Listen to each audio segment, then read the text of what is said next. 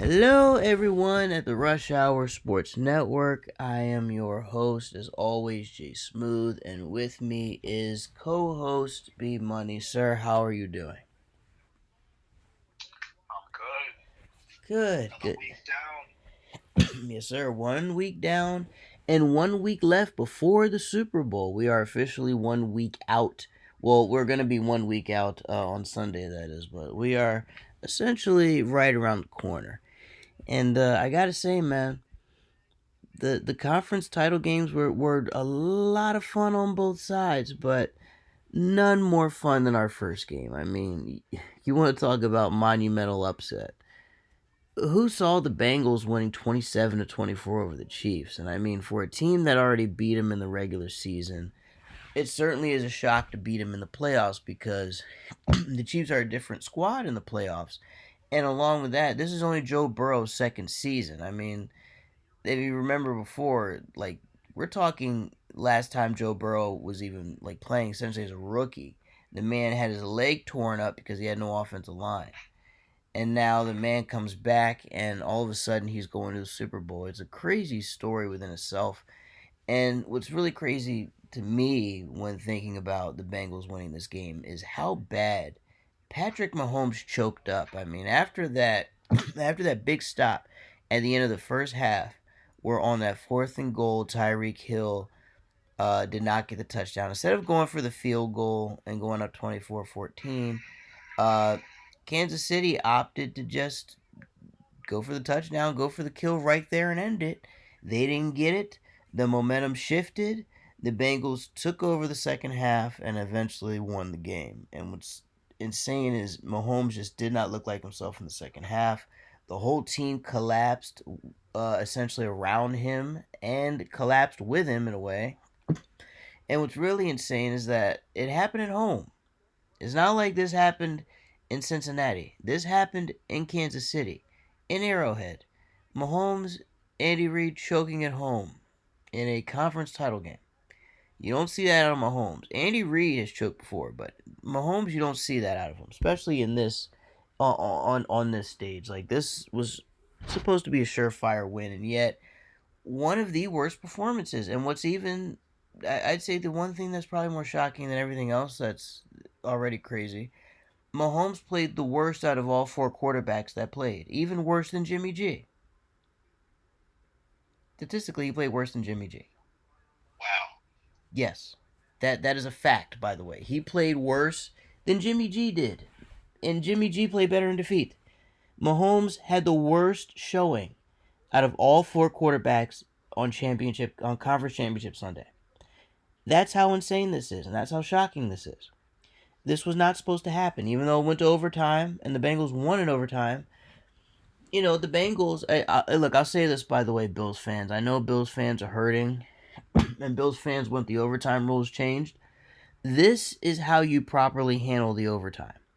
You stuff the team that gets the ball in the beginning, and then you go down the field and you score points and you win. So Buffalo Bills, the Bengals showed you how to properly win in overtime against the Chiefs. This was an Hey, all around right. you This didn't have to do Philadelphia like that, bro. I didn't, but you know what? They've been crying for so long. They Oh, they they man. need to hear it at some point. It's like, listen, if you want to know what you should have done, Bills fans, this is it right here. I don't know where the Bengals got this defense from, but like an Eli Apple led secondary and a linebacking core that gets the job done, and a defensive line that, even though one of their better rushers was out for the game, um, they stepped up. This was just really, even though the score says 27-24, the Bengals essentially found a way to turn this around and made this instead a nightmare for Pat Mahomes and for Chiefs fans. I want to know what you think about this, though, bro. Because this was just crazy all around. You don't see things like this happen. I mean, it's in line with what we've seen in this playoffs. A lot of teams, in some cases that we weren't expecting kind of collapsing. What was it? The Chiefs were up at one point, was it 21-3, I think? Yep, they were up 21-3 at the At half, half. At the half, they And were up 21-10. Yep. what turned this game around was the last play of the first half. Right. Remember how this game was at the end of the first half? The Bengals, or excuse me, the Chiefs were at the goal line, and Patrick Mahomes, I think, rolls left, throws to Tyreek Hill. Tyreek Hill gets stopped. He doesn't score the touchdown. Right. And what was most disconcerting about this play is that the Chiefs had the field goal. They could have just kicked the field goal, but they were getting greedy and they wanted to get 7-3. Right. They could have Which I gone. understand Right. to a point, but like this ends up being the trend for the rest of the game, where the Chiefs were just leaving points on the field. You Mm-hmm. know, from that point on, the second half, it wasn't even that they weren't moving the football anymore. It wasn't that they weren't giving themselves chances to put the game away. They just weren't converting in the red zone like you expect the Chiefs to do, and it was a complete collapse on their part. And then, like you said, in overtime, they get stopped. Pat Mahomes throws a bad interception into double coverage, and that's game. Right. Like it's so crazy because nobody expected Mahomes to just fold up like that. Usually Mahomes, like in situations where adversity is there and a charge is needed, he's proven that he can lead the charge and lead the comeback and seal the deal. This was a And if game. anything, Oh, go we're ahead. used to the Chiefs making comebacks like this. Right, you never see them do that. Usually they're the ones that seal it early and other teams can't come back. This was a game where they could have very well have done that even with the field goal.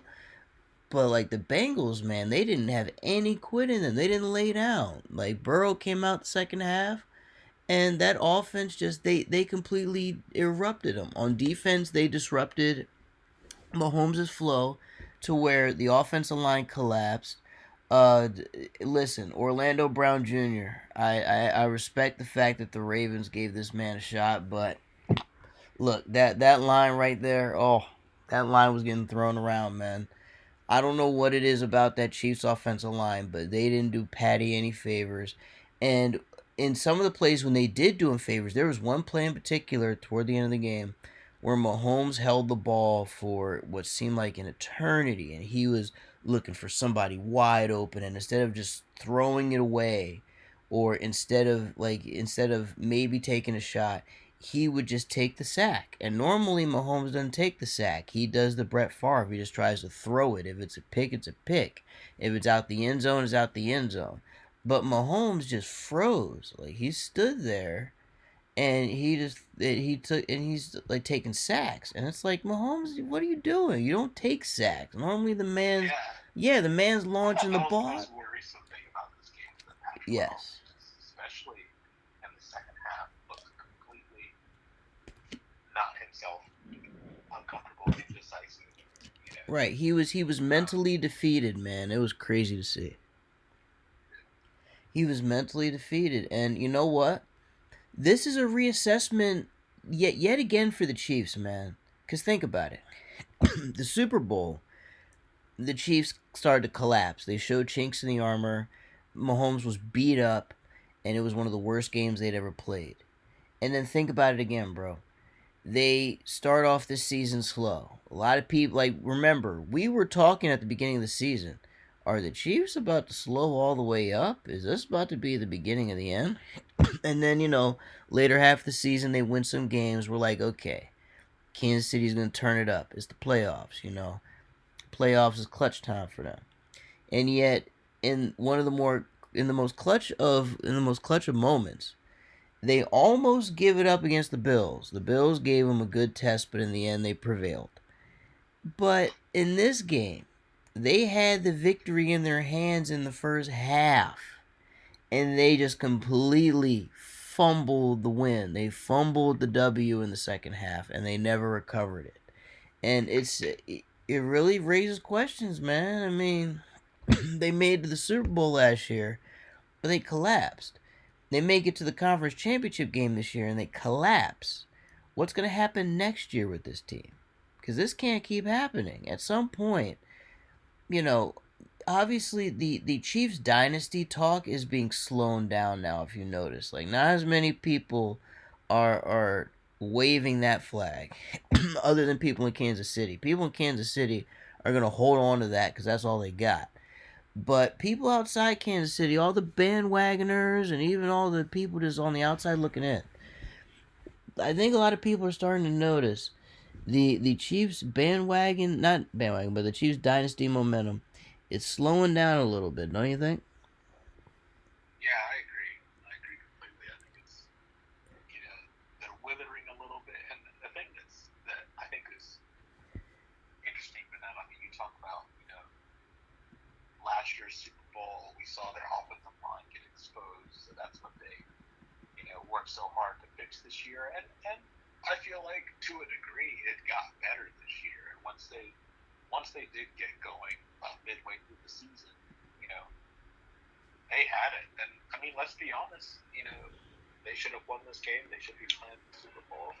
But I feel like ultimately the problem with this team now is it's not even skill or coaching or any of that. It's just really just the mental side of the game. I just feel like that towards the end of this one they just weren't in it.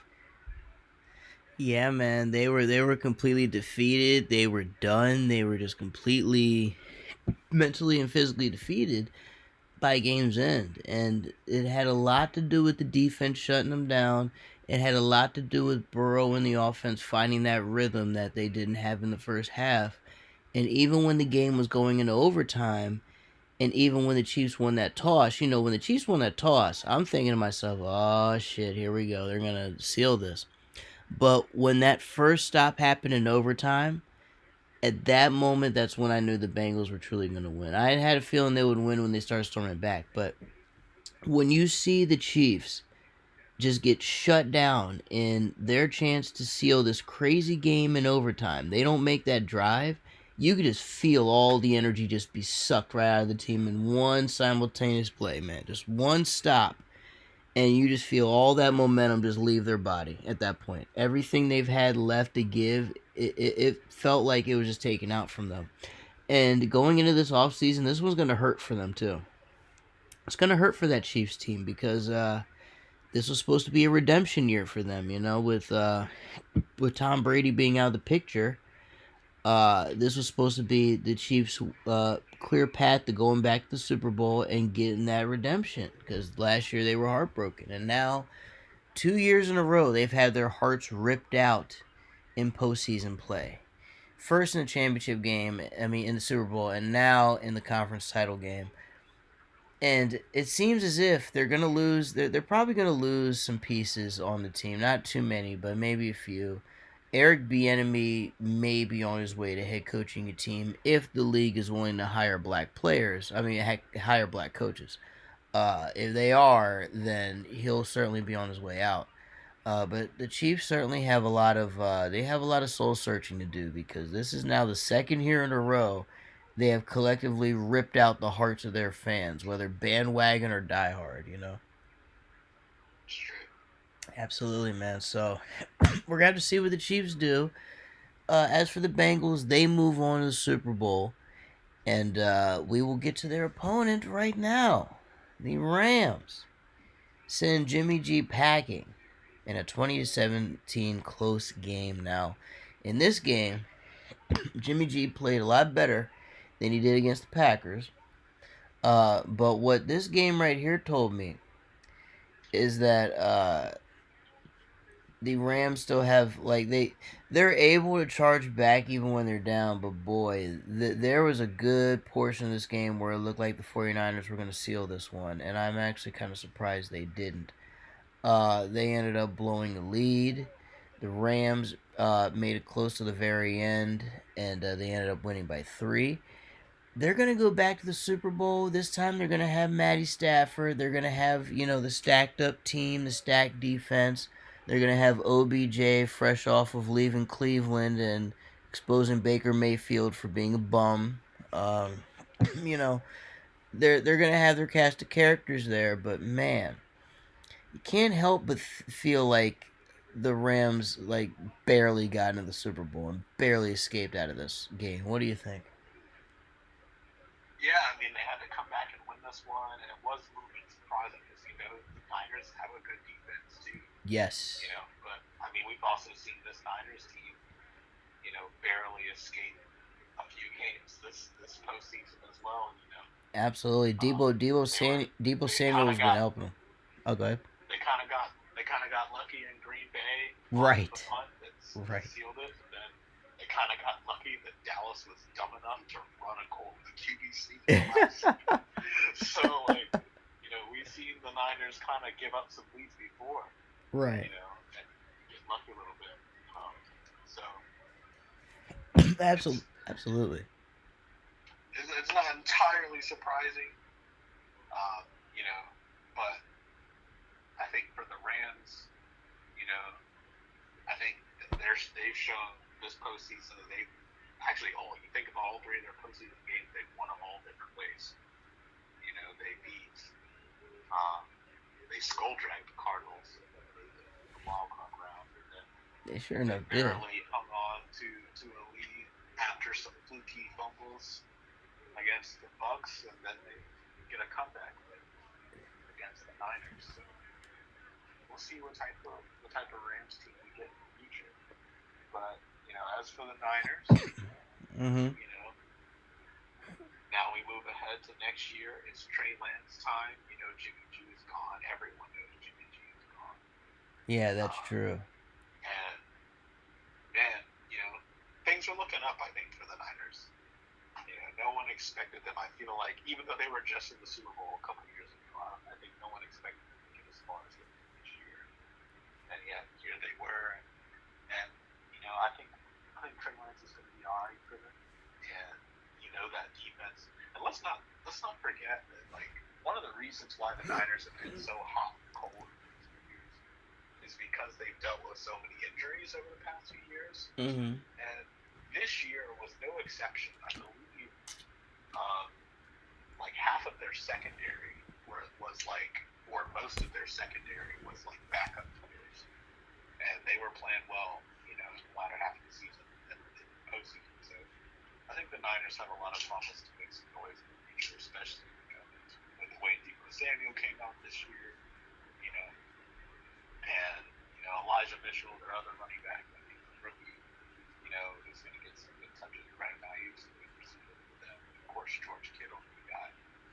So I think the Niners are looking up. It's just a matter of can Kyle Shanahan, as their head coach, learn how to take care of leads. Yeah, it's not exactly been his strong suit, that is for sure. It definitely hasn't. But well, and by the way, as far as where Jimmy G is gonna end up, I have a good feeling that the Brantley. Oh, by the way, we're gonna talk about the a certain franchise out in DC that has a brand new name. We're gonna talk about that name in a minute, but the newly named Washington Commanders will apparently be in the running for Jimmy G. That will be one of the I'd say probably one of the more likely landing spots for him. There's also a chance he could go to Tennessee because Tannehill is not the answer out there, and I think the Titans know it, and they need a little bit of a band-aid to put on there while they maybe draft a rookie later maybe like in the late round or something. The Uh, Titans know it, and we'll talk about all these other teams eventually in the future. I just worry about whether the Titans will actually be able to do something because right. Ryan Tannehill's contracts, I believe, if they were to cut him, trade him, or if they were to cut him, it'd be 20 million in dead money. They wouldn't financially be able to do that. So they'd have Yeah. to find someone that would potentially want him via trade. They're kind of otherwise they're kind of shit out of luck for next year Right. with Ryan Tannehill. The only good news is that there are teams in the league that are dumb and desperate enough to do it. Washington being one of them, but we will see if they actually pull the trigger on it. Even though it does seem like a Washington move to overpay for a guy like that, certainly wouldn't be the first or last. Speaking of which, so our Super Bowl, folks, is the Bengals and Rams. We will, of course, preview that during next week's show. But until then, let us go to our news. And before we get to our coaches, let's just go ahead and get this piece of news out of the way. I mentioned it like literally seconds ago. The Washington D.C. team has a new name. They're no longer the Washington football team, which, to be honest, it was kind of growing on a lot of people. They are now known as the Washington Commanders, which is, I'd say, the equivalent of having like an XFL or like a Arena League football name. And by the way, I believe they did steal that name from an AAF team that was the San Diego Commanders, including their own hashtag. That just goes to show how little they actually cared about what the name was, even though it took them 2 years to find a name, or at least come up with a generic one.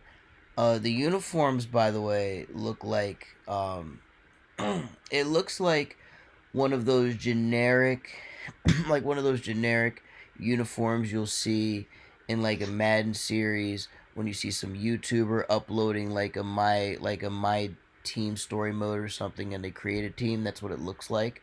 It gives me Maryland vibes. It looks like a combination of Maryland, Minnesota, with some Arizona State thrown in there. The uniforms are fucking garbage, especially the white one. They need to just burn that motherfucker and start over again. But nonetheless, yeah, Washington now has a new name, and I mean it's fitting. It's a generic. It's a bad name for a bad team. I would say it pretty much fits, right? Yeah, yeah, I'd agree with that. It seems Not to mention just you know, we'll name it after the commanders and honor the military. You know, yeah, and then it's sounds like cute. right. It's like it's cute they want to honor the military, but here's how you know they're lazy. They have no mascot. They have no fight song, and they know a new stadium is coming. Apparently 2029, even though it's probably going to be sooner than that. Um, there's a Is good FedEx Field gonna hold up until right, and it's like FedEx Field is going to be held up with duct tape and zip ties till then. You know what I mean? So it's not going to look good. And by the way, speaking of Washington. The owner, a piece of news before we get into the other teams, the owner is actually getting skull dragged in Congress right now because a bunch of his accusers from a lot of those sexual assault allegations shared their stories today, and it was a bunch of stuff from him forcibly dragging a woman into a limo, oh, to yeah, to apparently sexually assaulting another woman, a cheerleader, former cheerleader. And by the way, his wife, Daniel Snyder's wife, is running the day-to-day operations of the team because of this guy's sexual assault allegations. And this is how you know he's sleazy. When they had the name reveal, he described his wife to the media when introducing her as co-owner and co-partner of the team. Did not mention that this woman was his wife, and it seemed like he was about to. Then he paused and he just introduced her by name and didn't even look her in the eye when she walked up. So I have a feeling he's well, no, he's not in the doghouse. He's probably gonna get divorced because my guy has a lot of dirt on him, and a lot of the dirt involves women that are not his wife. So there's going to be some problems there. And apparently, if these allegations are true, the reason I bring this up, there are many around D.C. that believe if since Congress is stepping in, and since sponsors of the team forced Snyder to change the name, there are many in the league that feel within maybe the next year or two Daniel Snyder will no longer be owning the team. He will be forced to sell it. I hope so. Yeah, and by the way, he may not be the only one. Since we're talking about owners, you want to go ahead and talk about the lawsuit that is rocking the NFL right now, the racism one? So we got Brian Flores. Well, and really what this comes about for our viewers, just to give a kind of a background. Right. So Brian Flores, former head coach of the Dolphins, um, he has put out a lawsuit to the NFL for racism in regards to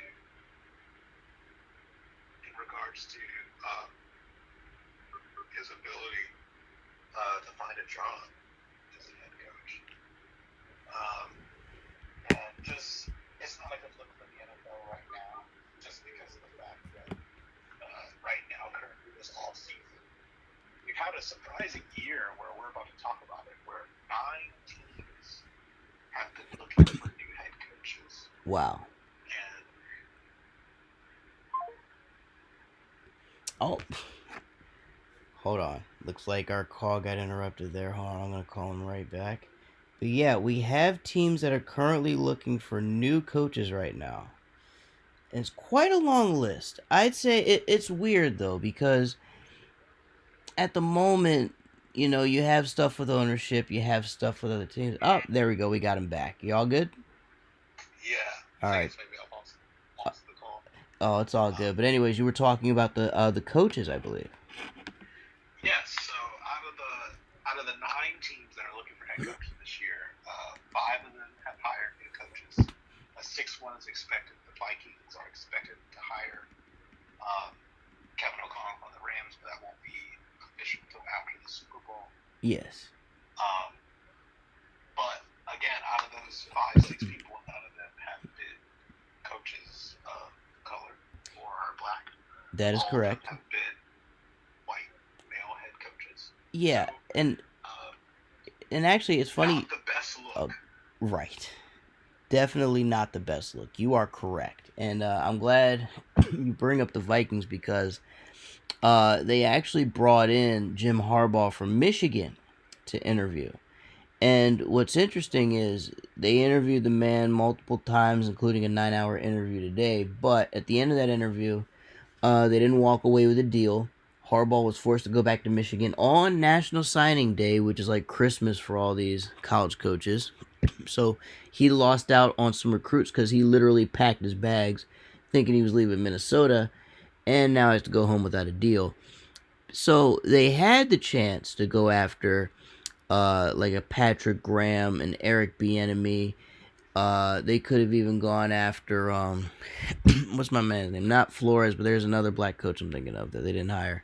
Yeah, I Byron mean, Leftwich. They could have gone after Byron Leftwich, somebody like that.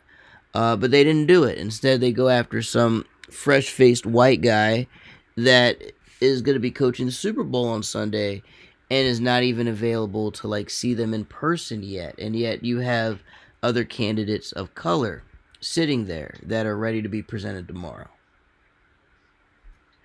yeah, and like getting into it, on the Vikings list of coaches that they interviewed, you mentioned Patrick Graham, um, but a couple other coaches of color that were on their list that they at least interviewed was, I guess, first of all, Kevin O'Connell's counterpart, Raheem Morris, who's also a black coach. He's the defensive coordinator for the Rams. Hmm. He was one of the finalists as well, along with Graham and Harbaugh, that did not get hired. Um, and then they also interviewed D'Amico Ryans, who's the defensive coordinator for the 49ers. Ah, that's right. He is another Who did one. not get the job. And then they also interviewed Todd Bowles of the Buccaneers. Interesting. Did they? It's. I'm surprised they didn't give Jared Mayo a call. He was another one that was being looked at. He was on the Patriots staff and he was looked at by a few coaches. But yeah, all of the black candidates looked at but not hired. Yeah. Yeah, says a lot. Says an awful lot. So from here, we'll see where things go with this lawsuit. Again, so 9 teams, 6 have been hired. There's still 3 left. Those 3 teams that have not hired coaches yet include the Jaguars, the Dolphins, and the Texans. And by the way, as we went live for this recording, there is an update about the Texans. Rumors are that Josh McCown is most likely going to be the head coach. It says that apparently he is the leading candidate at the moment. At least that's what some of the rumors I've seen are. Not sure if they're going to pull the trigger just yet, but Josh McCown, who has never been a head coach before and is a former quarterback, is most likely going to be the head coaching choice there in Houston. The Dolphins, of course, are still in the running. You mentioned all the other teams that were in the running. But by the way, since we're talking about coaches in the running, do we count Brian Flores in the running? I don't think we should in this point because during this lawsuit, I can't imagine anyone's going to want to touch him. Yeah, I think it's going to be difficult. I mean, and even when I think about the three teams, I don't think there's any way that the three teams in general were going to hire him anyway. Right. One of those teams was the Dolphins, the team that fired him in the first place. Um, the other team, Houston, that we were just talking about, it was said or rumored that Brian Flores was a advocate for Deshaun Watson, which I don't think would go well in Houston. So Right. that would take him out of that running. Oh yeah. So that only leaves Jacksonville. So And and I don't think anybody wants to coach in Jacksonville right now. So not right, not to mention they have Trevor Lawrence there. I highly doubt they're gonna ship out Trevor Lawrence or have that guy sit on the bench when he was a number one overall pick. So you're right. With those two things in mind, yeah, Flores may have to sit out a year and fall on the sword here while dealing with this lawsuit because this lawsuit is going to drag out for a little while. yeah, and I think it's fair to say at this point that Brian Flores will not be a head coach next season in the NFL, which is rather surprising when you think about it. It is surprising, and at the same time, it makes sense when you when we talk about the allegations and we talk about being offered money to lose games and the integrity of the game is on the line. You have to understand, sports gambling now is so huge that if you are paying coaches to go out there and basically lay down and force their teams to lay down just so they can get draft picks, that's going to mess with a lot of people's money and that's going to mess with the NFL's gambling because nobody will want to gamble on a game that is obviously fixed or rigged to the point where they know the other team's trying to lose just so they can get draft picks. Obviously, tanking is a thing that happens, but it's one thing to joke about and talk about it, but if you can literally prove it, like if you have proof of a coach is taking dive money, that is illegal. You cannot do that. Now, So of course, Brian Flores did go on record saying that he did not take it, right, but he did not take it, but he was offered it, and he can prove he was offered it. And yes, and Hugh Jackson is saying the same thing. He did not take that money in Cleveland, but he was offered it. And apparently, boy, man, Hugh Jackson would have made a whole lot of money if he did as many games as he lost, bro. I know, right? Like what's crazy to me is Hugh Jackson lost all those games and didn't make any money. Like if he would have taken the money, then it's like, okay, Hugh, we can understand that. Flores, I get it, he wanted to build something. Hugh had nothing to go off of, but the man wanted to go out on a shield nobly. I can respect that, but at the same time it's like, Hugh, you had nothing to work with. If you took that money, nobody will blame you. you know? Well, Shoot. the thing is, too, yeah, Right. just think about. I think Hugh won like what one game in his entire coaching career. He won one game, and that was the season where RG3 was his quarterback, bruh. Yeah, RG3. They weren't winning anything with Brian RG3. Flores, he at least had like even record. So like, there's that. He did. He But had an even record. He had a winning record too, and they fired him. And was yeah, and he here's had what's a winning record right. 2 years ago.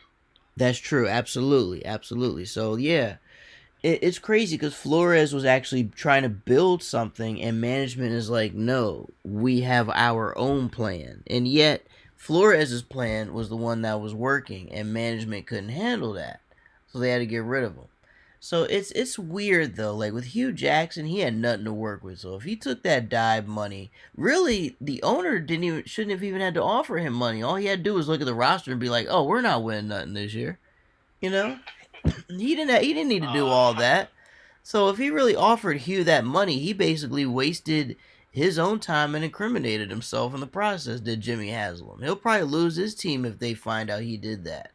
And if the Dolphins owner is found guilty, of trying to tank games, you know the NFL is going to make him sell the team too, right? Because you can't have the integrity of the game messed up. Yeah. Yeah, so And then of it's course the other part of this Brian Flores saga and story um, is the whole text message exchange between him and Bill Belichick. Bill Belichick having And having the ultimate boomer moment. Thought he was texting what's dude's name in with the Giants, Bill something, right? No, I'm sorry, Brian something. I can't think of his last name.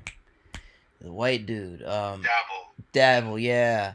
Brian, I mean, Belichick thought he was texting him, but apparently he texted the wrong Brian, and he said a lot of things in those text messages that you are not supposed to say. Bill pretty much insinuated that Flores had no shot at this. Yeah, I believe that particularly what the text messages said was that he was essentially congratulating him on Yeah. getting the job because he was hearing from inside sources that that Giants management particularly liked Brian Dabble or a Brian in this case, and that they were going to hire a Brian. Um, and at the time, Brian Flores hadn't interviewed yet, Right. uh, So and he was scheduled to interview. So it was kind of a situation of, hey, Brian Flores figuring out that the job had already been decided before he even showed up. right. Hey, listen. He essentially he essentially received a message that was meant for the good old boys club and not for him. Yeah. He found out that essentially the Flores interview was just a smokescreen. It's just to satisfy, Formality. yeah, it's just to satisfy the Rooney Rule where you have to interview a black coach. They need to make the rule where if you hire like hire the motherfucker, but now no, they're just making it where you just have to interview the guy. But because they set up the interview, it essentially was a sham, and it was a waste of Brian's time. He was essentially being led on to believe that he would be a coach when in reality they already had their choice before he had even interviewed, and it says a lot actually. Yeah. And, having been someone who's experienced that also in person with jobs, Yes, I have it ain't too. fun. It is not fun, and honestly, it's a reminder that a lot of white people in power see people that are not white only one way. Not every white person, obviously, but a lot of them that are in power usually see people of color only one way, and that way is not very positive or fun at all. But if anything, I wouldn't be surprised if Eric Bieniemy had to suffer the same thing. I wouldn't be surprised if Leslie Frazier had to go through it. Leslie Frazier had his chance in Minnesota, but I know he had a long wait before he got that. For But yeah, sure. I wouldn't, and that's the thing. I wouldn't be surprised if Eric Bieniemy's going through that now, or if the other dude you mentioned who was the defensive coordinator's name leaves my mind. He's Raheem Morris. Yeah, Raheem Morris. He's probably going through the same thing as well. I wouldn't be shocked. Leftwich, from the stuff I read, Leftwich and the Jaguars, that was about to be hand in hand like I wanted, but apparently the Jaguars fucked it up by offering him something that he did not want. Apparently, Khan wanted to control everything, and they wanted Leftwich to be the puppet. And Leftwich pretty much said, "Nah, I'm not going for that." So yeah, it's like even when some of those positions are offered, the power is limited in a way, very Yeah. limited. Yeah. We've been kind of getting off topic and just talking about random things. Um, but I guess to bring it back on, I guess let's talk about the teams that are still missing head coaches. I guess we were kind of leaving off right here on the Jaguars. Um, the last that I was seeing of my sources was that other than Leftwich, the only other finalist for a head coaching job in Jacksonville was Doug Peterson. Which, which really tells you like what, well, in a way, what we talked about does intertwine with all of this because again, if Doug Peterson is going to be your guy, instead of somebody who can legit turn it all around. That lets you know there's a serious problem. Doug Peterson shouldn't even be a finalist. He shouldn't even have an interview. And yet the guy is likely going to be the next head coach of the Jaguars. That is unreal to me. Um, Fans in Duval are going to be pissed off if he becomes head coach. Trust me, they are not going to face good times. I feel bad, especially for Trevor Lawrence, because Peterson is not exactly the quarterback whisperer out there. I mean, the guy had Nick Foles, but Nick Foles was an established backup that carried that team to a Super Bowl. The team that Doug Peterson coached in Philly, that is. So I don't have a good feeling for them if that's what happens, if that's what goes down.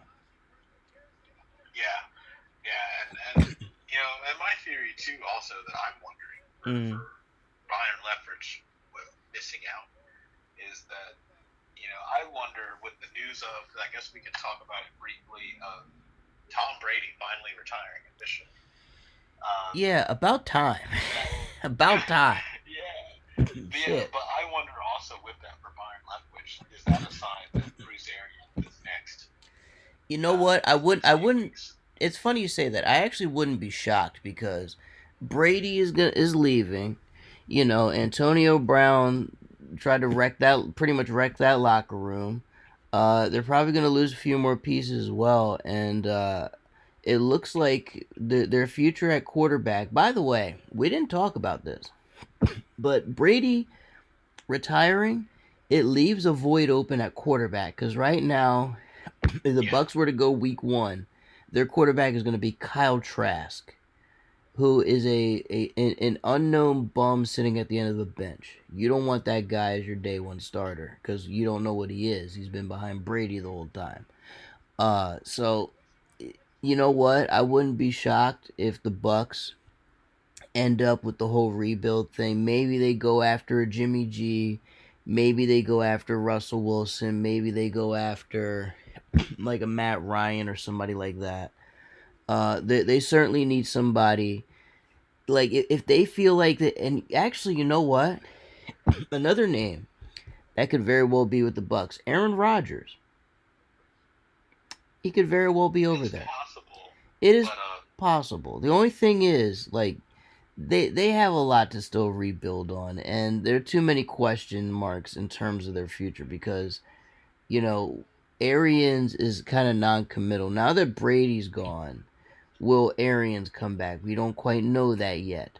As far yeah, as yeah, and my thing is too is that I remember it coming out of some of Bruce Arians at the end of the season before we even knew that Tom Brady was retired. News coming out of Arians saying something along the lines of like, "Oh, this team is done," which kind of gave this feeling of they're going to start over. Um, yeah, and well, which I mean, he's pretty which when much you consider right. the fact that this team this year was basically the same team of last year, I feel like there's going to be not only a quarterback but a lot of changes elsewhere Well, yeah, I on the mean, roster. And yeah, if they had that's to the blow it case, up. Yeah, they got to blow it yeah, up. they're gonna. And in that case, if you're gonna blow it up, might as well maybe even go with a new coach. Byron Leftwich, let Bruce Arians go on his merry way, and really start over. Probably let some of those veterans go. I think Chris Godwin was playing on the franchise tag anyway, so he's probably gone. Right. You know, and then some of their other pieces let them move on.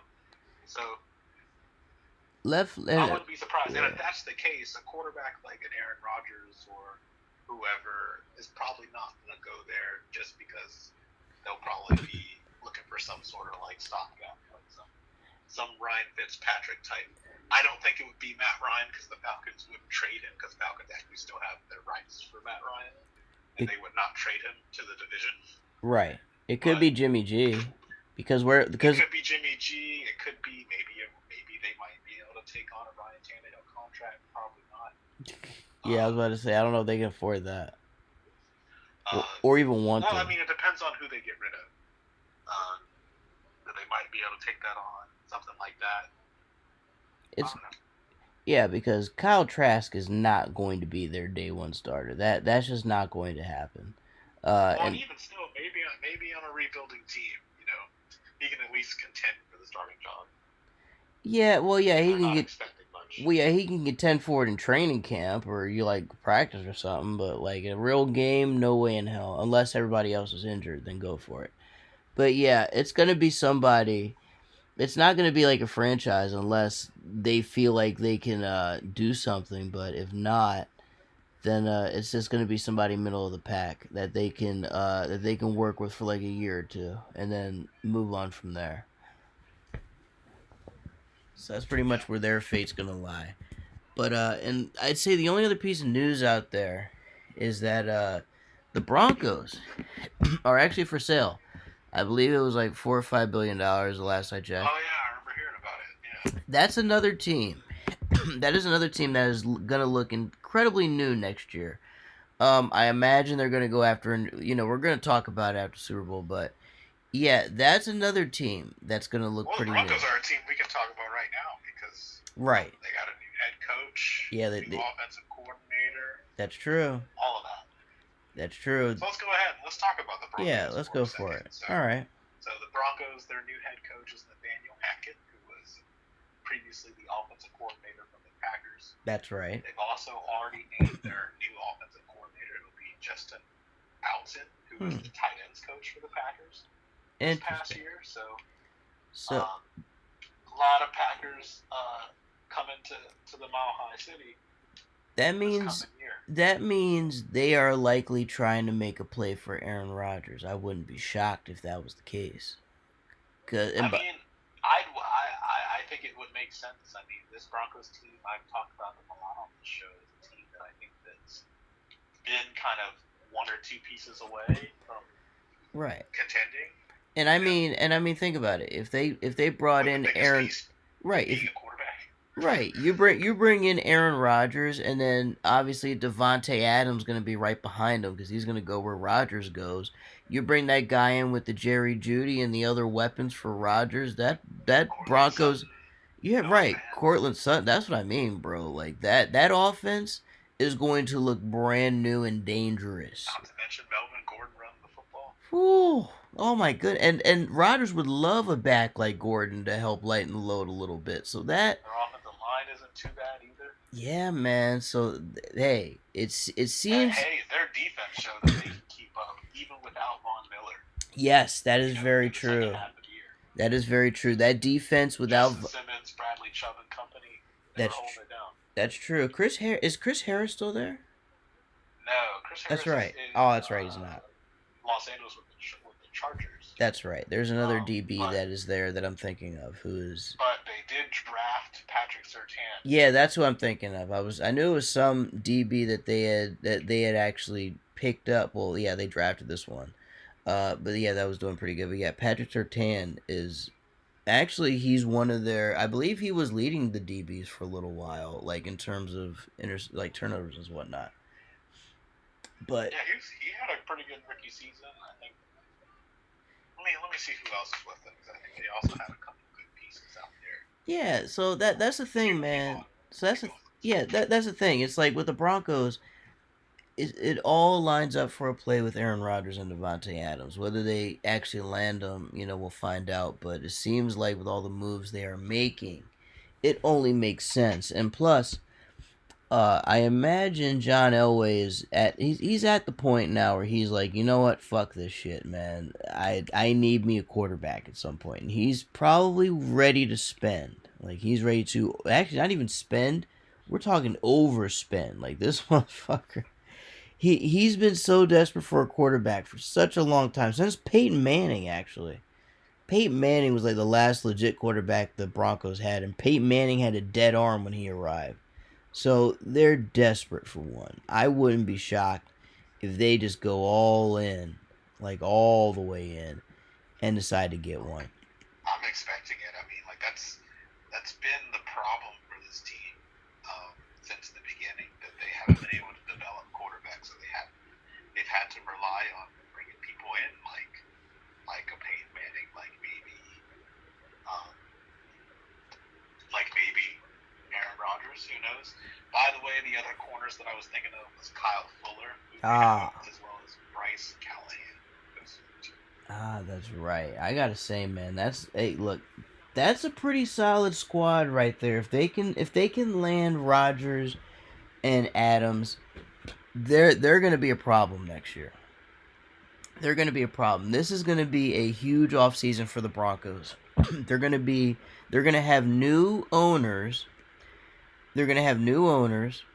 John Elway's still gonna be, commanding things, but yeah, Pat Bolin is gonna be selling the team. Oh, Uh, also, I forgot about Ronald Darby. He ended the season injured, but yes, he boy, did, but him yeah, back there too. yeah, that's what I mean, man. Sertan, Darby, Fuller. Oh my God, with E- Justin Simmons at safety. Oh my God. exactly, that's what I'm saying, man. They just need Parker and Adams. I mean, I'm sorry, not Parker. Adams and Rodgers on offense, and they'll be all set. They need that quarterback bad though. They need a quarterback really bad. They haven't had a solid one in many years. Not since Peyton Manning, anyways. Yeah. But yeah, we're gonna have to keep a close eye on them. What is another team that we can talk about who had some coaching change? Oh, I almost forgot. Las Vegas Raiders hired their new coach. Yes. They did. They The hired Las Vegas Raiders hired Josh McDaniels, the former Patriots offensive coordinator, to be their head coach. and I'll tell you what. This is They what. also, Oh, go ahead. sorry, last thing, they also hired a new general manager with Mike Mayock, who was tied to John Gruden era gone. Yes, yes, he So they was. hired Dave Ziegler, who was the director of player personnel for the Patriots as well. Very good hire right there. But and by the way, what's interesting about the Josh McDaniels hire? This pretty much confirms that Derek Carr is going to stay with the Raiders because he likes Derek Carr. Yeah, I think McDaniels, so. yeah, McDaniels does like Derek Carr. Marcus Mariota will probably be on his way out. He'll probably be a backup somewhere else, but David Carr will absolutely be the quarterback of the Raiders for next season. And the Raiders, again, man, they still had a good second half of the season, even when Gruden left, even when they lost, when they lost Ruggs and they lost like their top, like one of their better corners and all the other crazy stuff that happened to them. They still managed to have a good season and make it to the playoffs. So Josh McDaniel is going to be inheriting a team that he probably feels he can build up to be great, and it's going to be very interesting to see how it all plays out. Yeah, I mean, this Raiders team fought, and despite all the adversity they faced this year, they really did fight. And you gotta like that if you're a new head coach coming in, because you have some of those same pieces you talked about, Derek Carr. He's probably gonna stay now. You know, Right. they'll need to work on getting them some targets, getting them some receivers to throw to, so that he's not chucking the ball to Jaron Waller every play. Fair.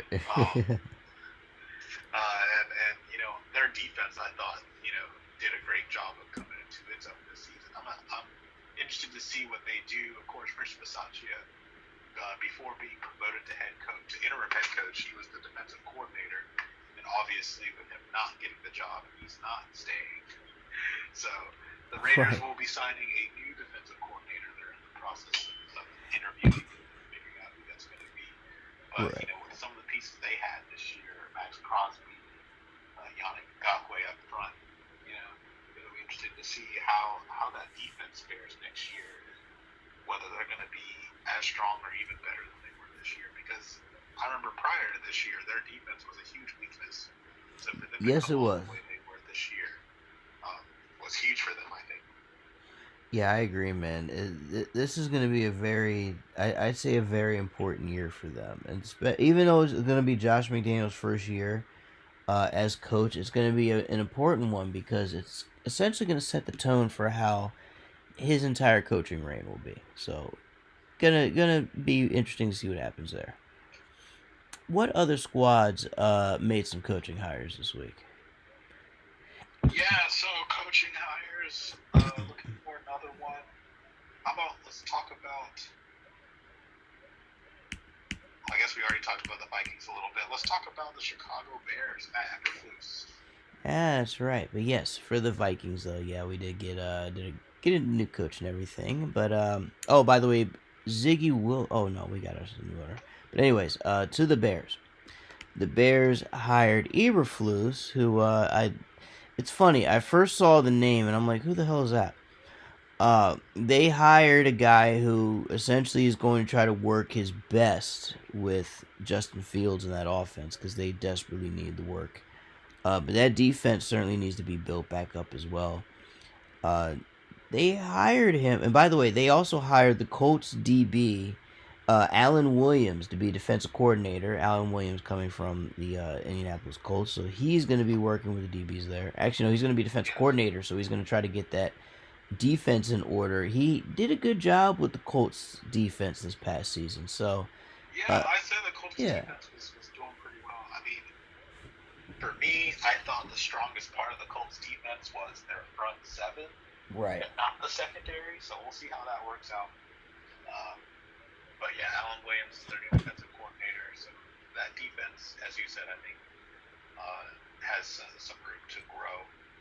They definitely kind of fell off since the Khalil Mack days that they used to have. right, Um, and also on the other side of the ball, you talk about Justin Fields. They've also hired their offensive coordinator, Luke Getsy, who was the quarterbacks coach for the Packers. hmm, So he's been working with Aaron Rodgers for the past couple of years. So maybe he might be able to make something out of Justin Fields, even though, let's be honest, he hasn't made anything out of Jordan Love. So right. we'll find out. We'll find out. Well, at least the guy he's going to work with now has a higher ceiling than Jordan Love. Jordan Love, I feel like, was drafted just strictly to light a fire under Rodgers. Like, I feel like that was just a waste of a pick. Meanwhile, we're probably going to see Jordan Love as the starting quarterback of the Packers next year. How does that feel? Either the Packers or they'll ship him off to like the Commanders or something. I could easily see that happening. I feel like what will probably happen is that the Packers will probably keep Jordan Love and let him compete for a job this year. And if he Yeah, doesn't, he'll be a backup for the year, and then they'll get rid of him next year. yeah. I was about to say Um, that guy's probably going to be on a new team next year if he doesn't get right. Because yeah, this is the year where he's essentially he has to they'll step it probably up this year. legitimately give him a chance this year, Right, this year he has to step it up because unless Rodgers. they pull a fucking Josh Rosen on him or something. That's But true. Like you know how bad you have to be in order for a team to pull a Josh Rosen on you. Like you know how bad you have to be. oh man, You have to be like literally beyond terrible. And hey, I want to feel bad for Josh Rosen, but if you're trash, you're trash. You know. yeah. I mean, there's that. I also have heard rumblings that part of the reason why Josh Rosen's career went the way it was is that people just don't like his attitude Yeah, that too. behind the He's scenes. the preppy. That's what I've been hearing. Yeah, he's the preppy rich kid that went to UCLA. Definitely snotty and full of himself. So I can absolutely see that. Yeah. By But the it is what it is. Yeah, it definitely is. What other coaching hires are out there that we did not talk about yet? Because I'm going through the teams right now.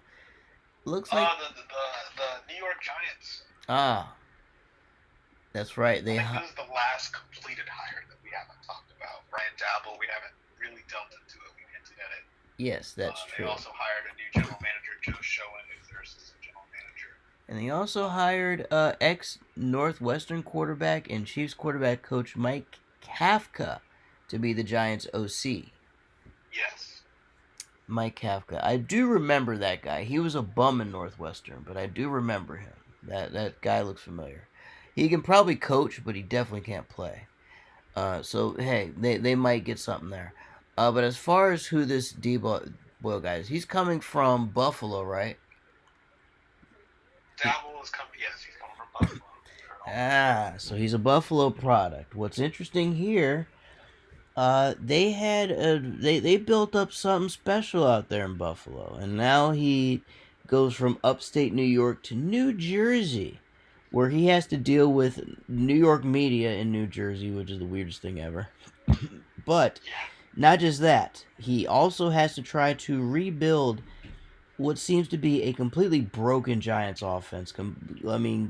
Hey, in between Daniel Jacobs throwing interception. I'm sorry, Daniel Jones throwing picks, and Barkley not finding any sort of running lanes and looking like a shot runner, even though he doesn't have much blocking.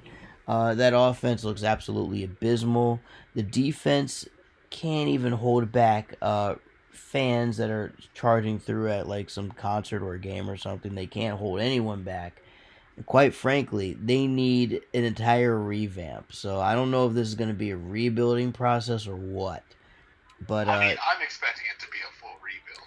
I am too. My question is, how much time are they really going to give this guy? Because they didn't give Joe Joyce any time, even though Joe Joyce was, I mean, Joe Judge was trash as a coach. So Well, he, yeah, but I feel like with Joe Judge's scenario, it was a situation where I think wasn't Daniel Jones already there and yeah, Saquon already there, so they already. I think management felt like they already thought they had a nucleus of things where I feel like it's pretty clear now that Daniel Jones needs to go. There's rumblings that Saquon could be traded, just so they can really, really start over. And then of course they have so many other. There's just so many holes in this team that they need to work through. it is, So man. They have a lot maybe that they I'm got to thinking fix. maybe if this is really them in enjoying the process of hey, this is going to be a legitimate rebuild, Hmm. then Dabble might be there for a couple of years, for a few years. Absolutely, I agree with that. Oh, there is another coaching highlight that I did not highlight. Uh, the Ravens found their defensive coordinator. Yeah, I haven't got to the coordinators yet. You're saving the coordinators for their own section. Okay. Yeah, but let's start on it now because I think that's all the head coaches now. Yeah, those are all the coaches. So let's go to coordinators. Who we got?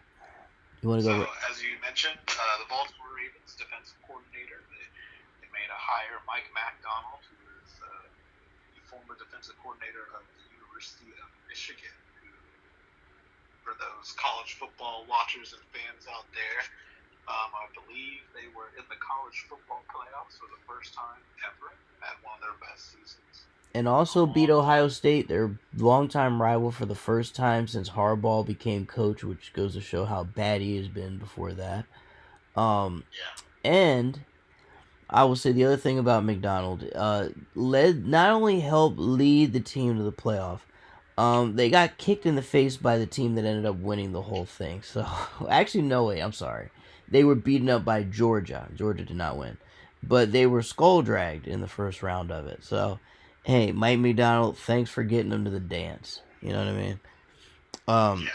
I will say The though. other I'll go ahead. the other interesting news about Mike MacDonald is that prior to being the defensive coordinator at the University of Michigan, he was a Ravens assistant and linebackers coach for several years. He was with the Ravens organization from 2014 to 2020. So it's almost still the Ravens hiring kind of within, Yeah, in a sense. they just sent dude off to college for a year, came back, and now he's like, okay, I'm here, and then they upgraded him. So, yeah, this is literally just a I'd say a hired from within, and he also apparently, just from what I'm reading now, he plans to stay aggressive as defensive coordinator. So he's essentially going to do what I hope this is just not more Wink Martindale stuff, but apparently it's going to be that. Wink was not bad though. Unfortunately, he had to fall on the sword since I guess Greg Roman has seniority over there in the castle. Yeah. No, many want to Greg Roman gone, but Yeah, we'll he see. should. Yeah, he We'll should have see. been booted out of the door with Martindale. But look, I'll tell you this: this hire was simply to save Harbaugh's ass because Harbaugh at this point is trying to make sure he keeps his job. I mean, he's obviously not a hot seat or nothing like that, but if they don't make the playoffs next year, there's going to be a lot of questions surrounding him. I mean, there's definitely going to be a lot of questions. I mean, the thought came up recently. I think is it today that marks exactly 9 years since the Ravens won their last Super Bowl Exactly. on John Harbaugh, and ever since that Super Bowl win, I think John Harbaugh only has two playoff wins. It Only was last year right. when they beat the Titans in the wild card, and then 2014, Joe Flacco's last playoff run when Gary Kubiak was the offensive coordinator, probably the best offense the Ravens had had until Lamar Oh yeah, Um, and I think they beat the Steelers in the wild card round that year. they did. So, so yeah, things haven't been too great over for Harbaugh and them, but I do know that Harbaugh actually was just given a contract extension a couple weeks ago, which is wild. Yeah, Um, which is insane. Especially considering the fact that Lamar still does not have one. But that's a different discussion. Um, Yes, as this episode is about coaches. right. um, so with that being said, we'll move on. The Buffalo Bills, in light of losing Brian Dabble to the Giants, they've hired their new offensive coordinator. It will be Ken Dorsey. Oh goodness. Oh, Dorsey that's was right. another hire from within. He was previously their quarterbacks coach. And the Bills are oh yeah, and apparently speaking of quarterbacks coach, they're gonna hire Joe Brady to be QB coach. Gotcha. Apparently, Gotcha. yeah. I mean, I think the Ken Dorsey hire is going to be good for them. I mean, Ken Dorsey's been with them as their quarterback coach, I think, since Josh Allen's been in the league, and we see what Josh Allen has become. Yes. So hopefully, if his quarterback whisperer powers are as any strong as his play calling powers, he'll probably be all right. Yeah, let's hope so, man, because this Bills team again, they've faced another year of heartache and heartbreak, and they can cry about overtime rules if they want, but the fact is they came up short, and it was mainly the defense that did them in the end. But they not only they need to keep the offense sharp, that defense needs to be sharpened up because the fact that they choked at the end of that game against the Chiefs really tells you everything about that squad. Yeah, yeah. Um, really hoping that the Bills, they make a run, that they come back. But moving on, Let's hope so. uh, I'm only going to say this so that you can get your laugh in one more time, and that's the Carolina Panthers hiring Ben McAdoo as their offensive coordinator. Oh, And that's all we got to say. We ain't got to talk about it. We can just laugh about it. All exa- right, cool. exactly. We'll Thank keep it moving.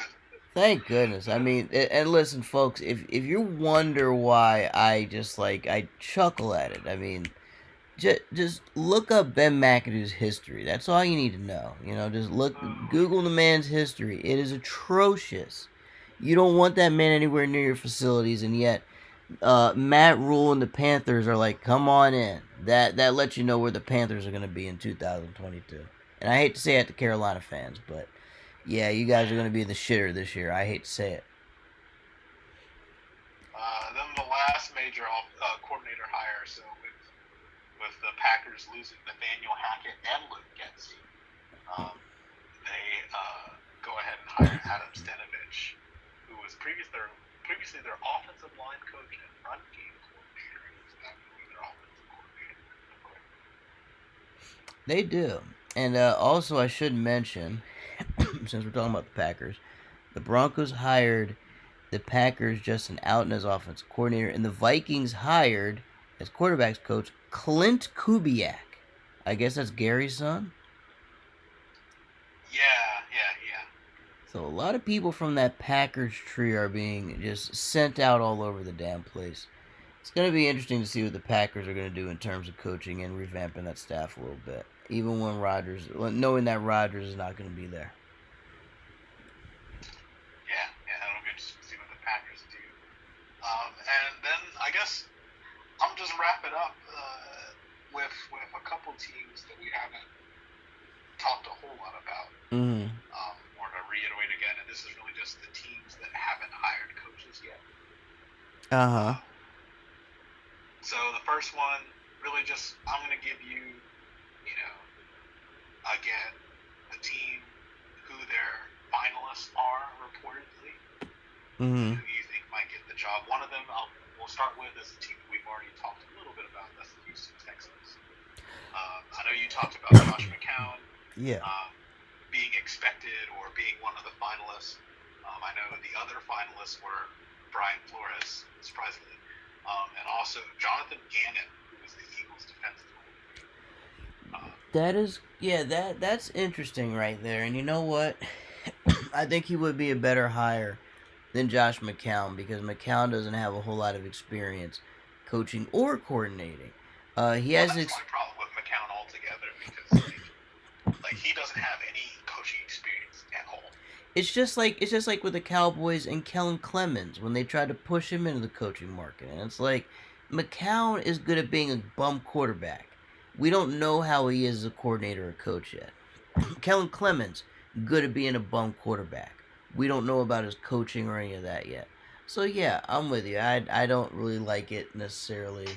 Um, you know, the lack of experience in that hire says a lot.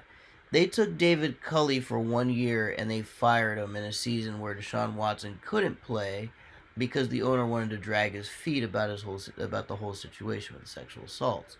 Now McCown's gonna go in there, and I wonder how many years they're gonna give him because this team sucks. They're not gonna win anything.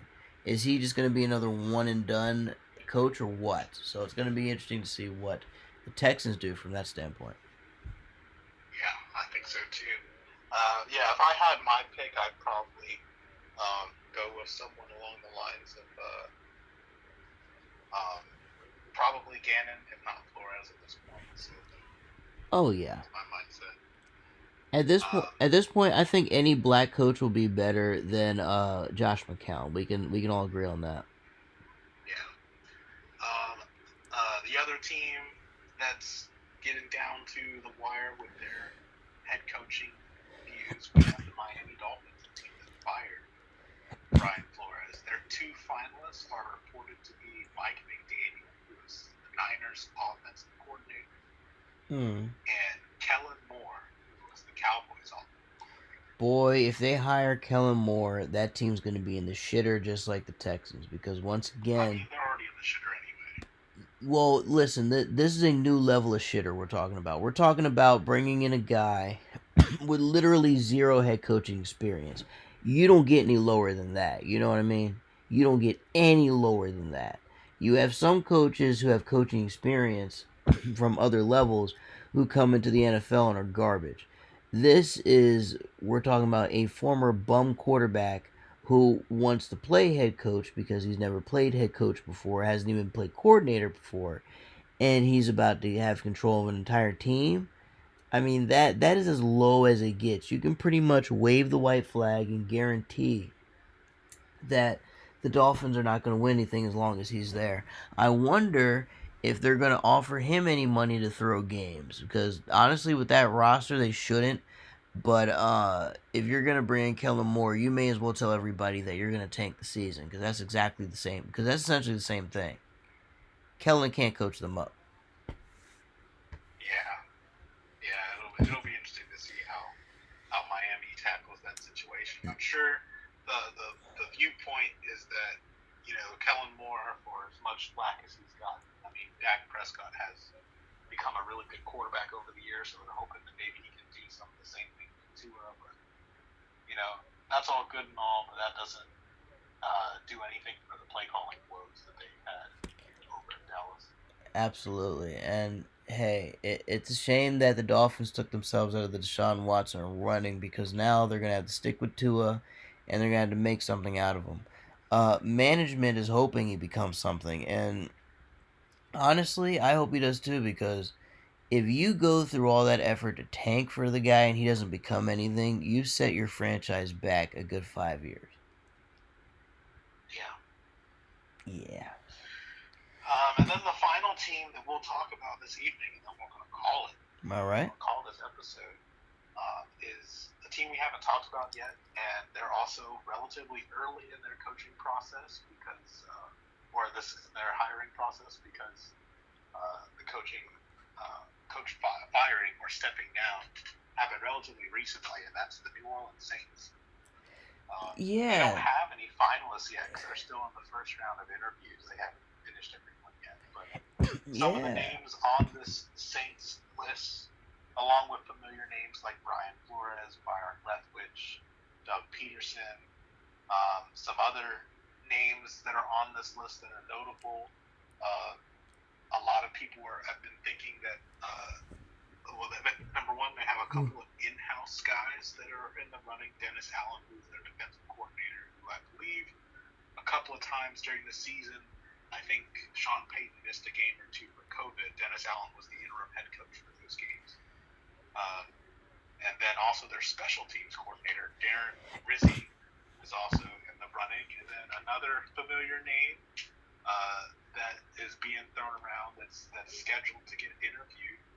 A rare name actually that I haven't seen on many teams' lists for whatever reason.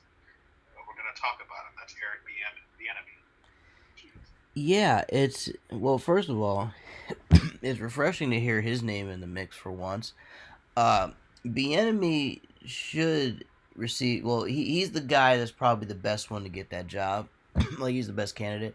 Problem is, um, like you said, it feels like they're gonna hire from within, and I think that's a mistake. You know, Sean Payton's shoes are big to fill. You know, it's pretty big to fill Mr. Bountygate shoes himself. You know, we're talking about a legend after all. So you got to fill those shoes up, and I don't know if you can do that with just an in-house hire. So personally, I like to see Bieniemy there. But if they go in-house higher, we can guarantee this. Jameis will be in the 30-30 club for the rest of his life. 30 picks, 30 touchdowns. He'll just hit that every season. And the Saints will always be that team that will win about 7 games, but they'll lose 10 of them throughout the regular season. I mean, yeah, I can get with that. I mean, obviously they need to figure out something in the quarterback situation. Yes. Maybe it's Jameis, maybe it's not. It's definitely not Taysom Hill. Oh yeah, Um, Taysom Hill is basically Tim Tebow 2.0. I've seen that man throw more balls in the turf than Tebow himself. Somehow he got a contract extension, right? And the man got a contract extension for being essentially being Tim Tebow. They call him a hybrid player, but he's essentially Tim Tebow. He can run like hell, but when it's time to throw, that ball is either going in the turf or it's going in the opponent's hand.